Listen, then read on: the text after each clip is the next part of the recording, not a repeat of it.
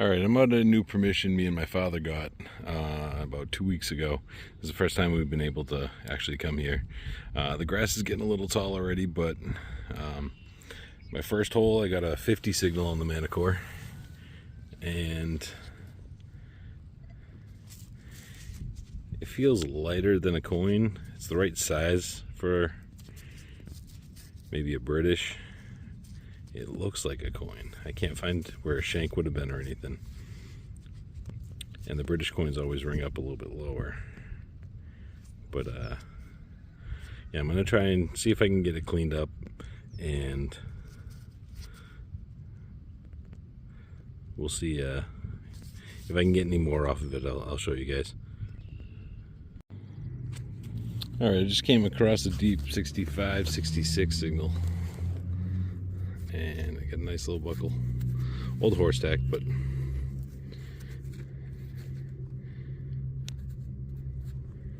not too bad. Let's see what else we can find. Well, I just dug up a 27 signal. It's about 5 inches down. And it looks like I got a V nickel, I believe. It's pretty toasted. Can't really make anything out on the back, but I'm pretty sure that's the bust that I see right there.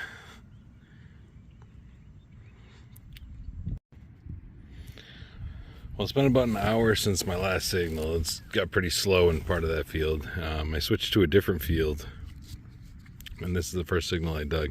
It actually rang up really high. It's nice and thick. That's why. I believe it was like a 66, 67 on the Manicore, which is pretty high for a button. Yeah. Back's in pretty good shape. You can almost make out some of the writing. And it's just plain on the front. Alright, we'll see what else we can find. Alright, it's been about half an hour since the last button I dug, and I just pulled up another one. This one rang in a little bit lower. It's probably about a 40 on the Manicore. It does not look like there is anything there. Shank's flattened out, but it's there.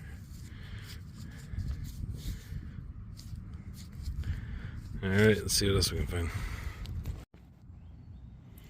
Just got a pretty deep high tone. It wasn't as deep as I thought, but it was underneath this rock right here. And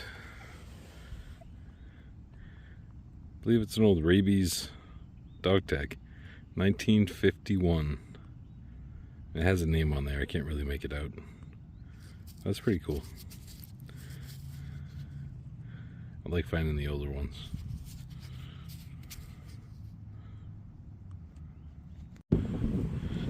Alright, I got a nice high tone. It was ringing up like an 82. And finally got the first definitive copper of the day. I believe it's going to be a kg. It's pretty roasted. I tried wiping it down already, but you can kind of make out Britannia there.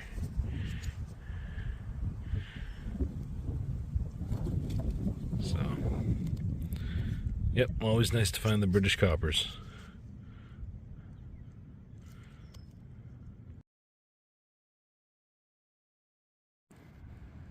Alright, about 30 feet over from that copper I just dug, I got a nice 77 tone, nice and strong, and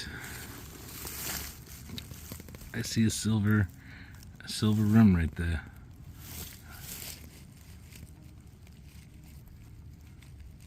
What do we got?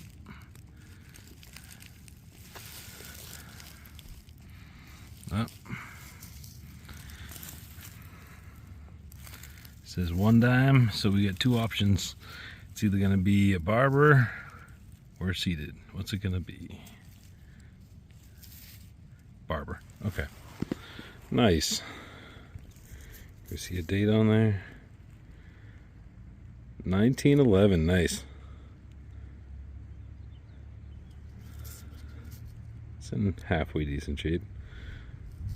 Cool. At least I got some silver today. I'll turn you on if I find anything else. I just came across a 50 signal. It was only about maybe 4 inches down.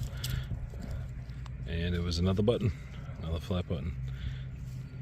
Another one that's got some good thickness to it.